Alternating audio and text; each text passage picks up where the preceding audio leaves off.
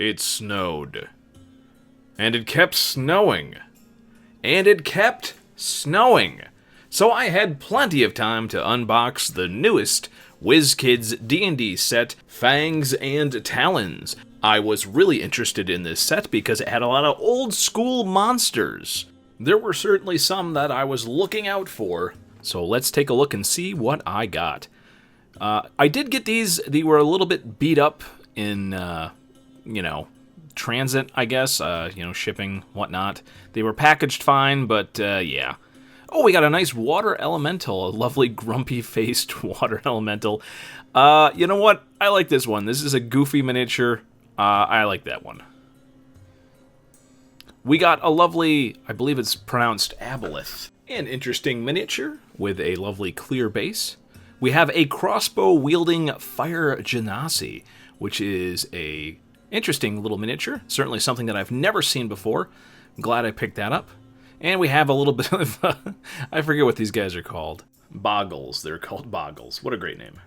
Another elemental, this time the Earth Elemental. Kind of the new design. Very interesting looking.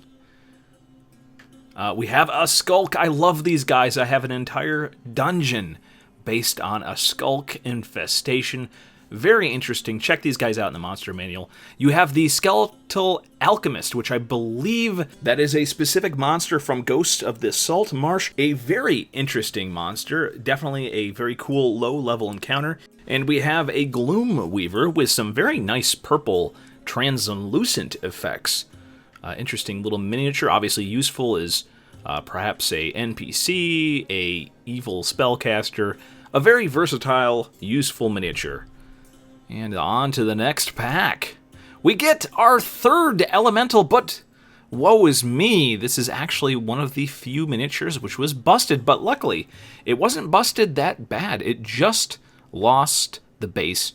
A very easy fix. These things have pegs. A lovely Banshee miniature. You don't see that many of these guys in full translucent like this. Very interesting miniature. Banshee. Very useful to have. And also we got a little ambush drake. And we have the animated armor. Now this looks exactly like the monster manual image. Very cool. This is one of the more damaged things. And we have a lovely, good D&D monster, the huge Celestial Kirin. Definitely a shiny paint job on this one. And we have one of my favorite low-level monsters, a Twig Blight. And a very useful, versatile, somewhat generic, but that's in a good way, a human wizard. Decent paint job on the cloak, a very nice translucent effect. I like the outstretched book. And we have a Goliath fighter with a giant two-handed maul.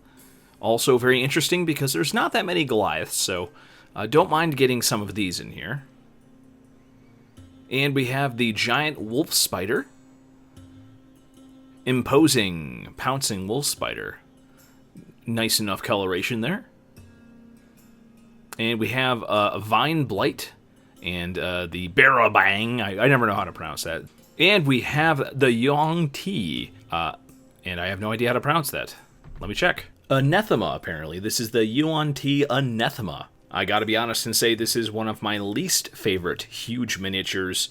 Don't like the paint job, don't like the sculpt. Not that great. But on to the next box with the Kobold Inventor, where I thought the sculpt on this one was pretty good. It's definitely, you can tell what it is on the table, a kobold with a bunch of weird weaponry and a skunk on his back. A very fun little miniature there. And we have the gas spore. This was a very old D&D monster, where this is supposed to look like a beholder, and when they strike it, it explodes in gas spores. And we have the classic big old lizard man. This is a lizard folk miniature, and this guy is big and tough. He's got some serious weapons, a very nice miniature for a monster or even a PC character. PC character. And we got a dire troll, a troll made up of lots of different trolls attached in various strange ways. I think this definitely could be touched up to make a truly horrific miniature. I like where they were going with the sculpting process on this one. It's definitely going to look interesting on the table. Really like that one. Glad I got it. And I got a tail! And another Kobold Inventor and another Gloomweaver. And that tail went to the mighty Tyrannosaurus Rex.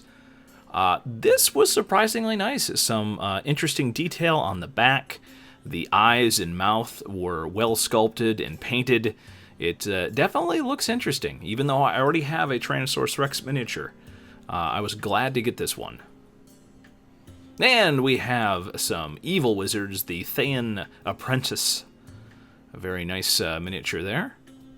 Got the weird tattoos on its face. Another Goliath, not complaining. I have almost no Goliath miniatures. I think this is the third one I've ever owned. So it's nice to have a Goliath fighter with a what seems to be a two-handed sword for a normal individual. Looks a little bit more like a bastard sword for the Goliath. Another Boggle. These Boggle guys have lovely facial expressions.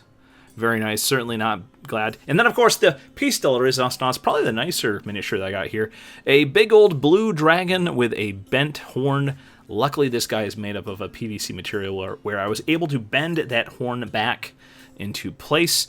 A lovely flying base, wings outstretched. A very good blue dragon to round off this thing. And I was pretty happy with the miniatures that I got. And I am going to just show you some lovely 360 action here, so you can make up your own mind as I show off some of my favorite miniatures. Let me know what you thought of the miniatures in the comments below, and what miniatures you like and don't like from this set. And, as always, you can go to your local store and see if they are selling these miniatures individually. I know I was very disappointed that I did not get the flail snail. Boy, that was a shame. This is a very good dire troll, though. I'm glad I got this one. Very happy with that. But the flail snail would have been really nice. I think the dire troll and the flail snail, those were the two main ones that I was looking for in here.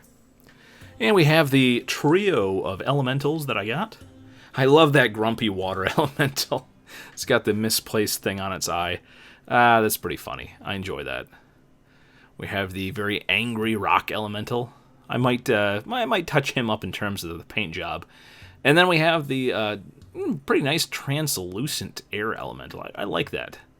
And we have the gas spore and the aboleth. I really like the gas spore. Plenty of opportunities for DM shenanigans when you describe this creature floating in. I think most players would assume it's a beholder still. And we have my favorite humanoids that I picked up here. Some excellent stuff. I love the human mage there with his expression. Very interesting. That would make a great PC or NPC character. The two Goliaths. Very good. The evil wizard. Also very good. And then animated armor still. Looks very nice. The two inventor kobolds. The twig blight. The one that I can't pronounce. The banshee. The wolf spider. The big old lizard man. The ambush drake, and the vine blight. Certainly a fine assortment of miniatures. And then the skulks. I'm so happy that I picked up two skulks. Honestly, those are some of my favorite monsters to throw at mid-level player characters. Very cool. And then the Boggles. I know the Boggles are kind of weird creatures, so I'm going to figure out some interesting stuff to do with them, I think. Man, the skulks are nice. Like them. Like them a lot. And then, of course, the big old giant blue dragon. Certainly not disappointed that I picked this big old guy up, but I think the flail snail, if given the choice between the two, boy, I almost wish I would have went for the flail snail. This blue dragon has a lot of detail, a lot of interesting stuff with it. It's a flying dragon, which you don't see that many blue dragons that are on the flight stands like this, that have the real dynamic pose. I really like the pose of this miniature, so I am glad I picked this up.